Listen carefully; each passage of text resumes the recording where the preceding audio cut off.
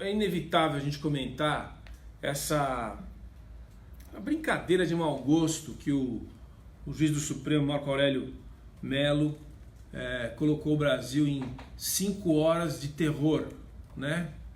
Ele, como todo mundo acompanhou foi na quarta ou na quinta? Isso foi anteontem ou foi ontem? Nem sei mais, porque o impacto é tão agressivo. Foi na quarta-feira, anteontem. O que ele fez, para quem não acompanha com detalhe, é o seguinte. O juiz Marco Aurélio, ele fez uma avaliação de um pedido do PCdoB para reconsiderar. Eu vou falar numa linguagem bem popular, porque é a que eu sei falar e é a que eu acho que as pessoas entendem melhor. Porque essas questões todas são todas muito complexas, tem um linguajar, tem um jargão jurídico muito difícil. Mas o que aconteceu basicamente? O juiz Marco Aurélio Mello fez uma nova avaliação de um pedido do PCdoB a respeito da decisão que já tinha sido tomada pelo plenário do Supremo em 2016, de que condenados em segunda instância já podem ser presos. Essa é uma luta longa que vem vindo nos últimos anos, para que no Brasil o sujeito for condenado numa primeira instância jurídica, ele apela. Numa segunda instância, ele for condenado de novo, já pode ser preso. Isso aconteceu recentemente. Antes disso, no Brasil, o sujeito ia apelando, ficava, em alguns casos, 30 anos enrolando a justiça.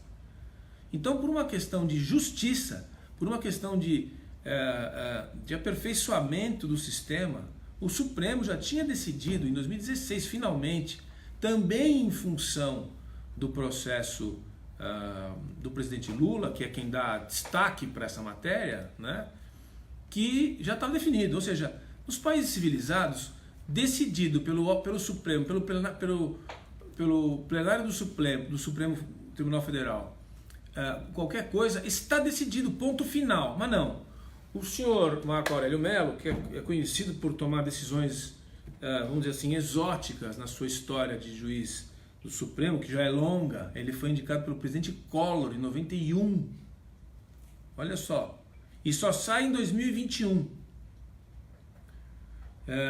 Ele acha que a decisão do plenário não é constitucional. Ele acha que ele sabe mais.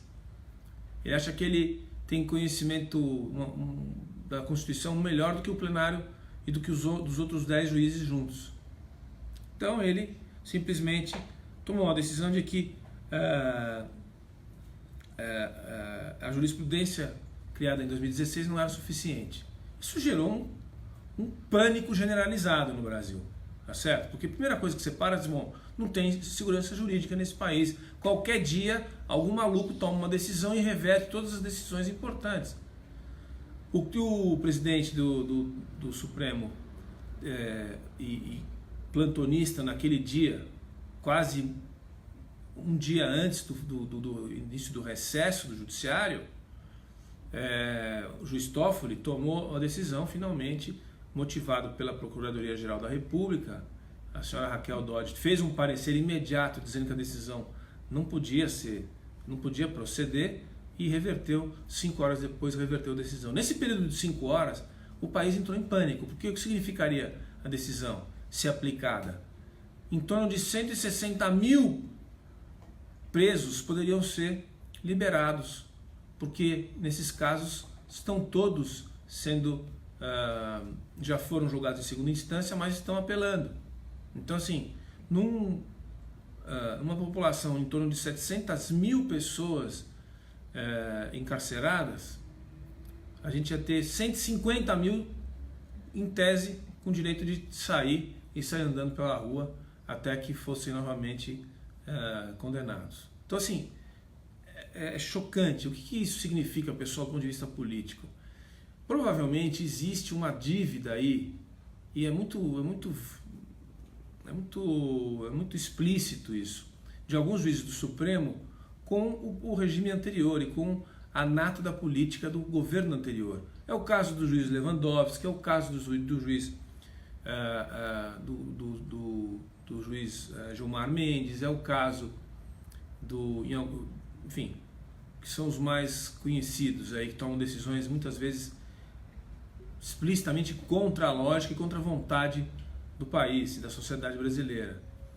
O caso do juiz Mello é meio esquizofrênico, ele toma decisões exóticas em várias frentes.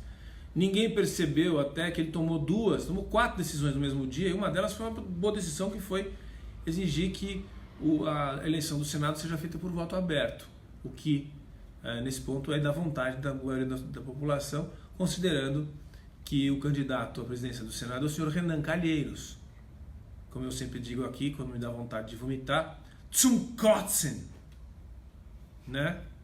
Como dizem os alemães, que dá para imaginar o Renan Calheiros presidente do Senado?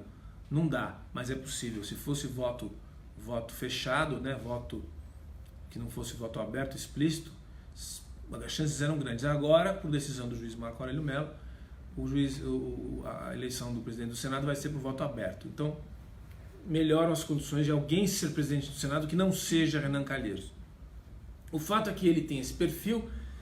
O resultado dessa passagem, pessoal, que marcou acho que um mês, né? É como esse país ainda precisa fortalecer as suas instituições. A decisão do juiz Toffoli é a demonstração de que a instituição é mais forte do que a pessoa. Porque o Toffoli, para todo mundo sabe, é fruto do PT. Assessor, ele começou a vida como advogado do PT e assessor especial do então ministro e primeiro-ministro do Brasil, José Dirceu. E a carreira toda foi bancada pelo PT. Só que quando ele chegou no Supremo, e hoje é presidente do Supremo, é demais para ele, diga-se de passagem, ele percebeu que não basta ser só amigo da turma. Ali tem uma instituição. Então, essa decisão, mesmo que intimamente ele quisesse decidir apoiando a decisão do juiz Marco Aurélio Mello, ele teve que decidir sobre o impacto dos resultados da sua decisão institucional. Então, independente, ele pensou com racionalidade, com responsabilidade e aplicou a interpretação já da Procuradoria e desfez uma bobagem absurda, e todos voltamos a ter calma no Brasil e ter esperança no futuro. Mas que foi um deboche, foi. E é isso que está dizendo no editorial do Estadão de hoje. E eu acho que a gente tem que marcar em cima, pessoal. O cidadão, nós aqui que avaliamos, temos que trabalhar e pagar os impostos, a gente tem que marcar em cima e começar a acompanhar essas coisas. Pela televisão, pela internet, pelo rádio, pelo jornal. Não deixar esses juízes ter vida fácil. O sujeito não pega mais o avião sossegado. Outro dia o Lewandowski pegou o avião, teve que ouvir. É bom que ouça mesmo. Até mandou prender o sujeito lá, imagina, arrogantemente mandou prender. Chamou a polícia dentro do avião. Mas esse pessoal não pode mais andar na rua achando que é o rei da cocada. Tem que ouvir da população. E mais, via internet, via e-mail, Twitter. Nós temos que participar. O exercício da cidadania se dá também com esse universo aqui, que ajudou muito a aproximar o cidadão das altas esferas de poder. Certo?